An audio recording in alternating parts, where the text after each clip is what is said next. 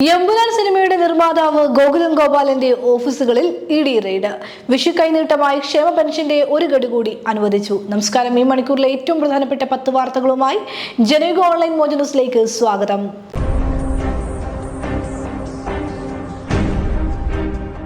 സംസ്ഥാനത്ത് മഴ മുന്നറിയിപ്പിൽ മാറ്റം. 8 ജില്ലകളിൽ കേന്ദ്ര കാലാവസ്ഥാ വകുപ്പ് യെല്ലോ അലർട്ട് പ്രഖ്യാപിച്ചു. തിരുവനന്തപുരം, കൊല്ലം, പത്തനംതിട്ട, ആലപ്പുഴ, കോട്ടയം, ഇടുക്കി, എറണാകുളം, തൃശൂർ ജില്ലകളിലാണ് യെല്ലോ അലർട്ട്. ഒറ്റപ്പെട്ട ശക്തമായ മഴയ്ക്കുള്ള സാധ്യതയാണ് പ്രവചിക്കപ്പെട്ടിരിക്കുന്നത്.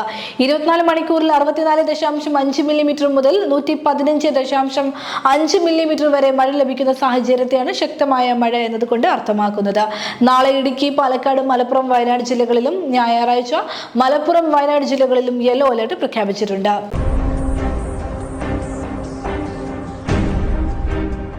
CMRL വിഷയത്തിൽ SFIOയുടെ രാഷ്ട്രീയ നീക്കത്തെ രാഷ്ട്രീയമായും നിയമപരമായും നേരിടുമെന്ന് CPIM polit bureau coordinator Prakash Karat പ്രതികരിച്ചു. മുഖ്യമന്ത്രി പിണറായി വിജയനെ ലക്ഷ്യമിട്ട് അദ്ദേഹത്തിന്റെ കുടുംബാംഗങ്ങൾക്കെതിരെ നടപടി സ്വീകരിക്കുകയാണ് കേന്ദ്ര ഏജൻസിയെന്നും കാരാട്ട് പറഞ്ഞു. CMRL വിഷയത്തിൽ SFIOയുടെ രാഷ്ട്രീയ നീക്കം രാഷ്ട്രീയമായി നേരിടുമെന്ന് വ്യവസായ നിയമമന്ത്രി P. രാജീവ് പറഞ്ഞു.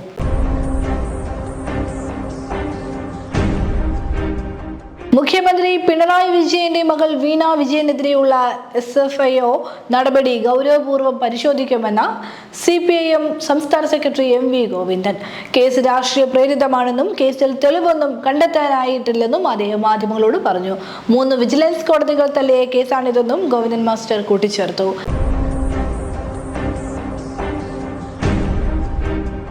വിഷുവിന് മുന്നോടിയായി ഒരു ഗഡു ക്ഷേമ പെൻഷൻ കൂടി അനുവദിച്ചു. സാമൂഹ്യ സുരക്ഷാ ക്ഷേമനിധി പെൻഷൻ ഗുണഭോക്താക്കൾക്ക് ഏപ്രിൽ മാസത്തെ പെൻഷനാണ് വിഷുവിന് മുമ്പ് വിതരണം ചെയ്യുന്നത്. ഇതിനായി 820 കോടി രൂപ അനുവദിച്ചതായി ധനമന്ത്രി KN ബാലഗോപാൽ അറിയിച്ചു. 62 ലക്ഷത്തോളം പേർക്ക് 1600 രൂപ വീതം ലഭിക്കുന്നത്. അടുത്ത ആഴ്ച ഗുണഭോക്താക്കൾക്ക് പെൻഷൻ ലഭിച്ചു തുടങ്ങും. വിഷുവിന് മുമ്പ് മുഴുവൻ പേർക്കും പെൻഷൻ ലഭിച്ചുവെന്ന് ഉറപ്പാക്കാനും മന്ത്രി നിർദ്ദേശിച്ചു. 26 ലക്ഷത്തിലേറെ പേർക്ക് ബാങ്ക് അക്കൗണ്ടിൽ തുകയെത്തും. മറ്റുള്ളവർക്ക് സഹകരണ ബാങ്കുകൾ വഴി വീട്ടിലെത്തി പെൻഷൻ കൈമാറും.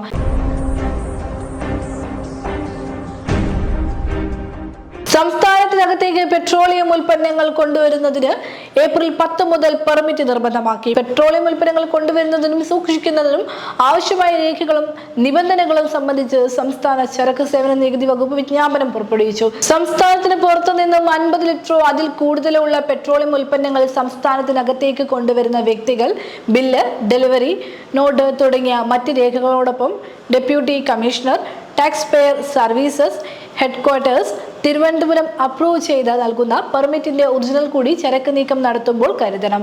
ഒരു പെർമിറ്റ് പ്രകാരം 75 ലിറ്റർ പെട്രോളിയം ഉൽപ്പന്നങ്ങൾ മാത്രമേ സംസ്ഥാനത്തിനകത്തേക്ക് കൊണ്ടുവരാൻ സാധിക്കൂ. ഒരു വ്യക്തിക്ക് ആഴ്ചയിൽ ഒരു പെർമിറ്റ് മാത്രമായിരിക്കും. പെർമിറ്റിന്റെ കാലാവധി 3 ദിവസമായിരിക്കും.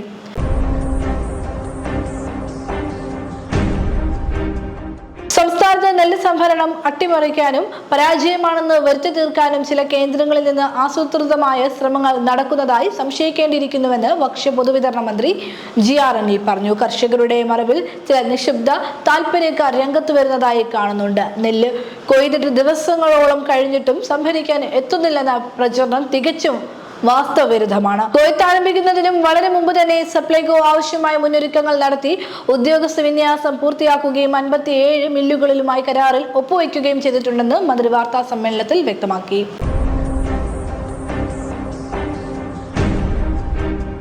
തിരുവനന്തപുരം വിമാനത്താവളത്തിലെ എമിഗ്രേഷൻ വിഭാഗം ഉദ്യോഗസ്ഥയായിരുന്ന മേഘ മധുവിന്റെ മരണത്തിൽ സുഹൃത്തും സഹപ്രവർത്തകനുമായ സുഗാന്തിനെതിരെ ബലാത്സംഗ കുറ്റം ചുമത്തി കേസെടുത്തു. ലൈംഗിക പീഡനത്തിന് തെളിവുകൾ ലഭിച്ച സാഹചര്യത്തിലാണ് നടപടി. ബലാത്സംഗം, തട്ടിക്കൊണ്ടുപോകൽ തുടങ്ങിയ കുറ്റങ്ങൾ ചുമത്തിയാണ് തിരുവനന്തപുരം പേട്ട പോലീസ് കേസെടുത്തത്. സുഗാന്ത് നിലവിൽ ഒളിവിലാണ്. ഇയാൾക്കെതിരെ മുമ്പ് ലുക്കൌട്ട് നോട്ടീസ് പുറപ്പെടുവിച്ചിരുന്നു.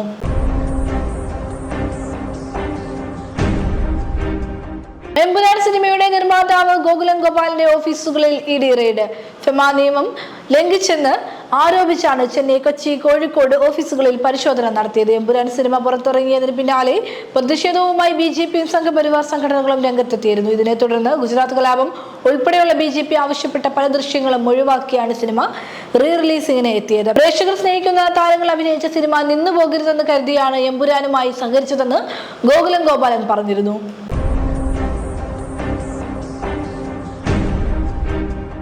സവർക്കറെ അപമാനിച്ചെന്ന കേസിൽ ലക്നൌ സെഷൻസ് കോടതി പുറപ്പെടുവിച്ച സമൻസ് പിൻവലിക്കണമെന്നാവശ്യപ്പെട്ട് രാഹുൽ ഗാന്ധി നൽകിയ ഹർജി അലഹബാദ് ഹൈക്കോടതി തള്ളി. കേസിൽ ഇളവ് ലഭിക്കാനായി രാഹുലിന് സെഷൻസ് കോടതിയെ സമീപിക്കാമെന്നും ഹൈക്കോടതി പറഞ്ഞു. രാഹുലിന്റെ ഭാഗത്തുനിന്ന് വീഴ്ചയുണ്ടായതായി കാണിച്ച് കഴിഞ്ഞ ഡിസംബറിലാണ് സെഷൻസ് കോടതി സമൻസ് അയച്ചത്. ഭാരത് ജോഡോ യാത്രയിലാണ് രാഹുൽ ഗാന്ധി പ്രസംഗത്തിനിടെ സവർക്കറെ വിമർശിച്ചത്.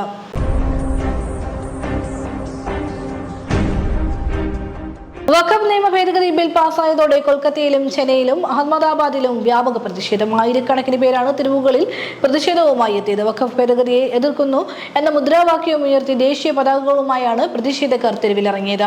വഖഫ് സംരക്ഷണ സമിതിയുടെ നേതൃത്വത്തിലായിരുന്നു മിക്കയിടങ്ങളിലും പ്രതിഷേധം. റോഡുകൾ ഉപരോധിച്ച് പ്രതിഷേധം നടത്തിയതിനെ തുടർന്ന് ചെന്നൈയിൽ പോലീസും പ്രതിഷേധക്കാരും തമ്മിൽ സംഘർഷത്തിനിടയാക്കി.